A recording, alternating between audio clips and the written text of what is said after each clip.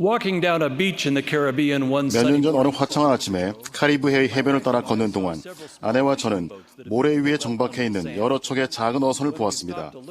우리가 그 어선을 보려고 멈췄을 때 저는 고기잡이에 관해 뭔가 알게 되었는데 그것을 결코 잊은 적이 없습니다. 그물, 낚싯줄 또는 낚싯바늘을 사용하는 대신에 그 지역의 어부들은 철망으로 만든 단순한 덫을 사용했습니다. 각각의 덫은 상자와 같은 모양이었습니다. 어부들은 덫의 각 측면에 세로로 약 20cm 정도의 구멍을 낸 뒤 잘린 철사를 안으로 구부려 물고기가 들어갈 수 있는 좁은 통로를 만들었습니다. 여러분은 아마도 덫이 어떻게 작동되는지 추측할 수 있을 것입니다. 어부들은 미끼를 놓은 덫을 가져다가 바다 밑에 내려놓습니다. 저녁거리가 될 만한 물고기가 덫 근처에 와서 미끼가 있는 것을 보면 덫의 측면에 난 구멍을 찾아 잘린 철사 사이를 간신히 비집고 안으로 들어갑니다. 그 후 덫에 걸린 물고기가 밖으로 나오려 할 때 잘린 철사줄을 비집고 안으로 들어가는 것은 쉽지만 끝이 날카로운 철사 사이로 다시 나오는 것이 불가능하다는 것을 알게 됩니다. 결국 물고기는 잡히게 됩니다. 어부들이 바다로 돌아와 덫을 바다에서 끌어올리면 덫에 걸린 물고기는 곧 신선한 저녁거리가 됩니다. 비슷한 덫에 걸려든 사람에 대한 이야기가 구약전서에 나옵니다. 그 사람은 위대한 다윗 왕이었으며 경전상에서 가장 슬픈 일 중 하나가 일어났습니다. 왕들이 출전할 때가 되매 다윗이 요압과 그에게 있는 그의 부하들과 온 이스라엘 군대를 보내니 그들이 암몬을 대적하여 싸웠더라. 그러나 다윗은 예루살렘에 그대로 있더라. 저녁 때 다윗이 그의 침상에서 일어나 왕궁 옥상에서 거닐다가 그곳에서 보니 한 여인이 목욕을 하는데 심히 아름다워 보이는지라. 다윗은 그 여인의 이름이 밧세바라는 것을 알았습니다. 군인이었던 남편 우리아는 집을 떠나 다윗 왕이 함께 했어야 했던 나머지 군대와 더불어 암몬 백성들과 싸우고 있었습니다. 다윗은 밧세바를 왕궁으로 데려오게 했습니다. 그들은 간음을 범했으며 그녀가 임신하게 되자 다윗은 그들의 간음이 밝혀질까 봐 두려워했습니다. 자신의 죄를 감추려는 마음에서 다윗은 우리아를 예루살렘으로 다시 보내라는 명령을 내렸습니다. 우리아는 돌아왔지만 그는 양심상 동료들을 두고 혼자 밧세바를 만나러 집으로 가려 하지 않았습니다. 그 후 다윗은 우리아가 전쟁터에서 전사하도록 일을 꾸몄습니다. 이 일련의 끔찍한 결정들은 우리아에게 죽음을, 다윗과 밧세바, 그리고 결국 왕국 전체에 저주를 가져왔습니다. 이를 줄여서 성경에서는 이렇게 말하고 있습니다. 다윗이 행한 그 일이 여호와 보시기에 악하였더라. 여러분 어떻게 다윗이 이 덫에 걸렸는지 아십니까? 그는 왕궁의 옥상 뜰에 있었으며 아래 이웃 마당에서 결코 보아서는 안 될 것을 보았습니다. 그것은 악마의 미끼였습니다.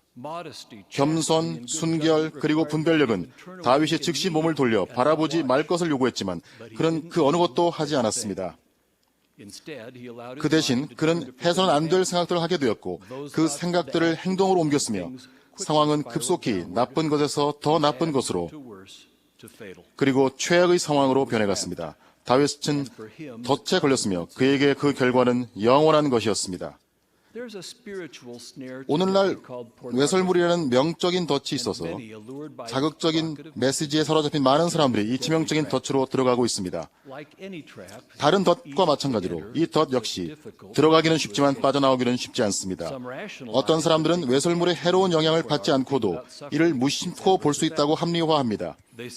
그들은 처음에 이렇게 말합니다. 이건 그리 나쁘지 않아. 또는 알게 뭐야. 달라질 건 별로 없어. 또는 단지 호기심이 나서 그래. 그러나 그들은 잘못 생각하고 있습니다. 주님께서는 이렇게 경고하셨습니다. 그리고 여자를 보고 음욕을 품는 자는 신앙을 부인할 것이요 영을 가지지 못하리니 만일 그가 회개하지 않으면 쫓겨날 것이니라. 정확하게 이러한 일이 다윗에게 일어난 것입니다. 그는 밧세바를 보았고 그녀에게 음욕을 품었으며 영을 잃었습니다. 다윗이 그저 고개를 돌리기만 했더라도 그의 나머지 생은 얼마나 달라졌겠습니까? 외설물을 보는 사람들은 영을 잃을 뿐 아니라 또한 통찰력과 판단력도 잃습니다. 다윗 왕처럼 그들은 주님에게는 아무것도 숨길 수가 없다는 것을 망각한 채 자신의 죄를 숨기려 합니다. 자존심이 사라지고 사랑하는 사람과의 관계가 악화되며 결혼 생활에 시들해지고 무고한 많은 희생자들이 생기기 시작합니다. 그동안 보아온 것에 더 이상 만족하지 못하게 되면 그들은 더 극단적인 이미지로 실험합니다. 그들은 자신도 모르는 사이에 서서히 중독되어 다윗처럼 그들의 도덕적 표준이 무너질 때 행위도 타락합니다.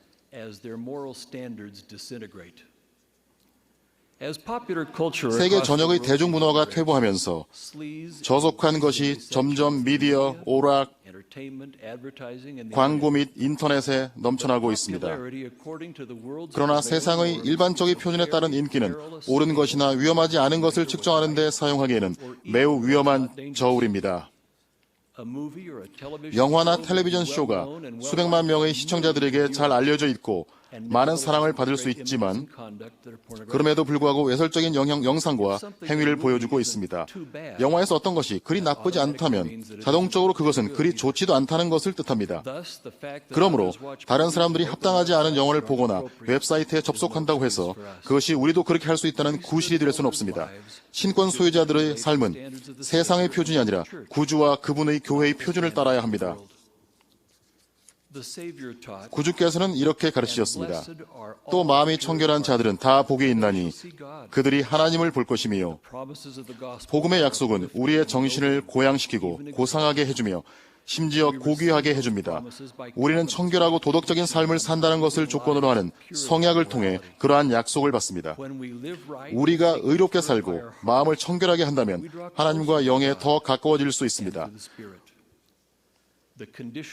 우리는 마음의 상태에 따라 지금 이 세상에서 하나님의 증거를 얼마나 많이 볼 수 있는지가 결정되며 청결한 자가 하나님을 볼 것이라는 약속이 궁극적으로 실현되기 위한 자격을 갖추게 됩니다. 우리는 청결한 삶을 추구해야 합니다. 사도 요한은 이렇게 기록했습니다. 사랑하는 자들아, 우리가 지금은 하나님의 자녀라. 장래에 어떻게 될지는 아직 나타나지 아니하였으나 그가 나타나시면 우리가 그와 같을 줄을 아는 것은 그의 참모습 그대로 볼 것이기 때문이니 주를 향하여 이 소망을 가진 자마다 그의 깨끗하심과 같이 자기를 깨끗하게 하느니라.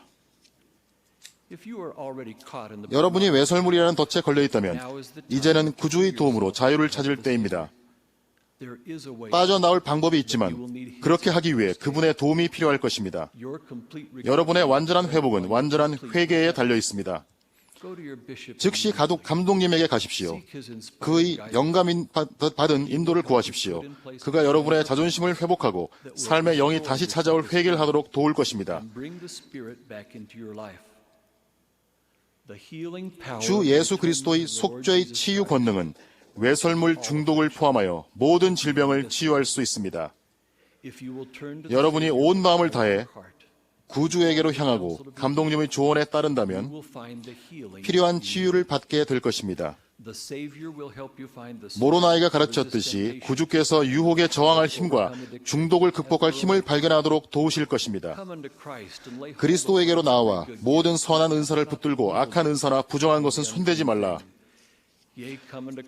참으로 그리스도에게로 나와 그 안에서 온전하게 되고 모든 경건하지 아니한 것을 거부하라.